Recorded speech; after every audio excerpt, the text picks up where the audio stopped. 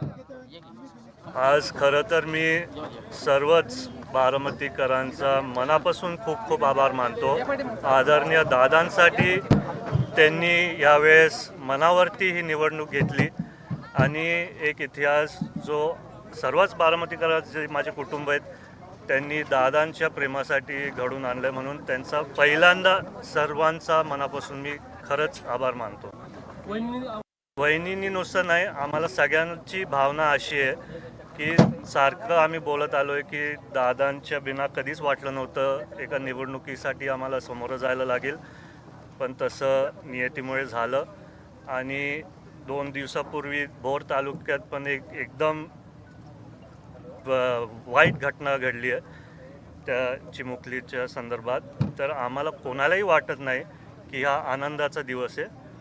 आज खरं तर मनातनं घेतलं तर वहिनींनी त्यांच्या विचारापासून तातडीने कसं त्या मुलीच्या कुटुंबाला न्याय मिळेल ते मनात घेतलं, तेच आमच्या सर्वांची भावना। जल्लोष मी पण सर्वांना विनंती करतो की कोणी जल्लोष नका करू, सर्वांनीच एकत्रित कष्ट घेतलेत। आमचे पोलिंग एजंट्स असू द्या, पक्षातले सगळे कार्यकर्ते असू द्या, सर्वच मतदारांना सर्वांचंच मी मनापासून आभार मानतो। दरम्यान ह्याच विजयाबद्दल आपण थेट अपडेट्स घेणार आहोत। बारामतीत जाऊया, आपले प्रतिनिधी देविदास राखुंडे आपल्यासोबत जोडले गेले बारामतीतनं। देविदास, सध्या काय कशा पद्धतीचं वातावरण आहे? कारण सर्वात मोठा विक्रम आज बारामतीत झालेला आहे, संपूर्ण देशभरातला रेकॉर्ड मोडला गेलाय आणि तो रेकॉर्ड आता सुनेत्रा बहिणींच्या नावावर आहे, सुनेत्रा ताईंच्या नावावर आहे।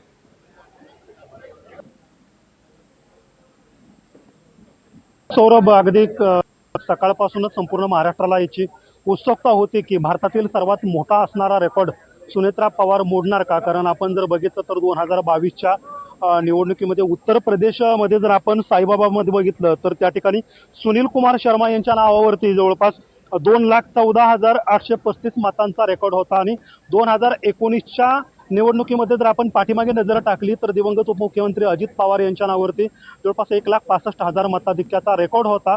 हे दोन्ही रेकॉर्ड सुनेत्रा पवार यांनी आज मोडीत काढलेत। देशात सर्वाधिक मताधिक्यानं निवडून येण्याचा एक विक्रम सुनेत्रा पवार यांनी केलेला आहे।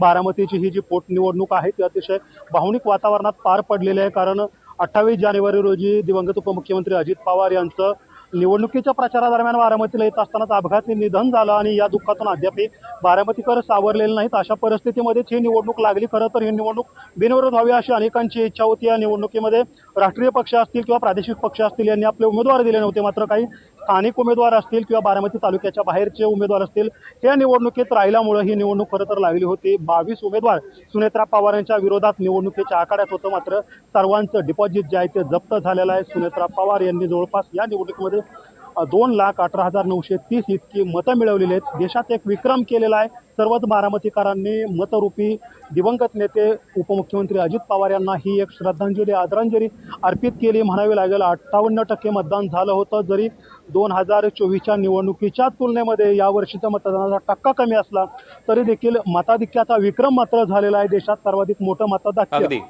सुनेत्रा पवार यांनी मिळवलेला आहे आणि आता सुनेत्रा पवार यांच्या नावावरती हा विक्रम जो आहे तो आता नोंदला गेला आहे। सौरभ, निश्चितच देविदास, धन्यवाद आपण दिल्या सविस्तर अपडेटसाठी।